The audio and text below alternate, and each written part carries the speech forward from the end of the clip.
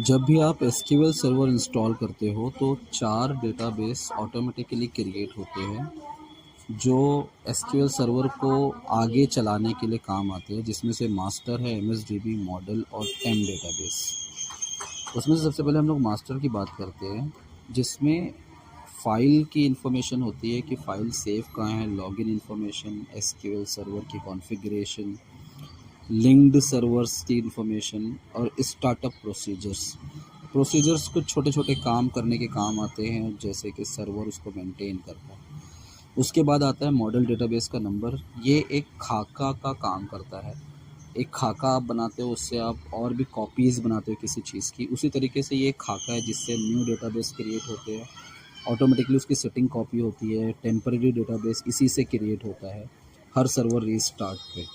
तो model database एक बहुत इंपॉर्टेंट रोल प्ले करता है न्यू डेटाबेस क्रिएट करने में। उसके बाद हम लोग आते हैं एमएसडीबी पे।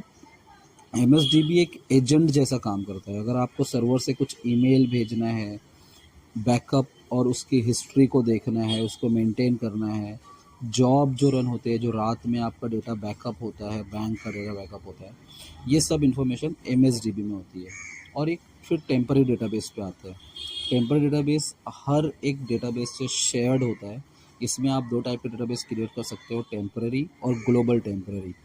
और ये हर सर्वर रीस्टार्ट पे वापस से क्रिएट होता है। इसकी पूरी इन्फॉर्मेशन टेम्पररी होती है।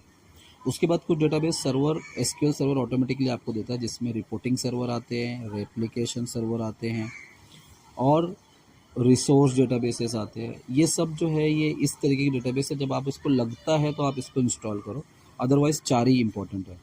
अब वो चारों को हम लोग एक नज़र में देख लेते हैं। मास्टर है, मॉडल है, एमएसडीबी है, टेमडीबी है। इसको आप 1 मिनट के लिए पॉज करके आप इसको पढ़िए, इसमें क्या क्या होता है।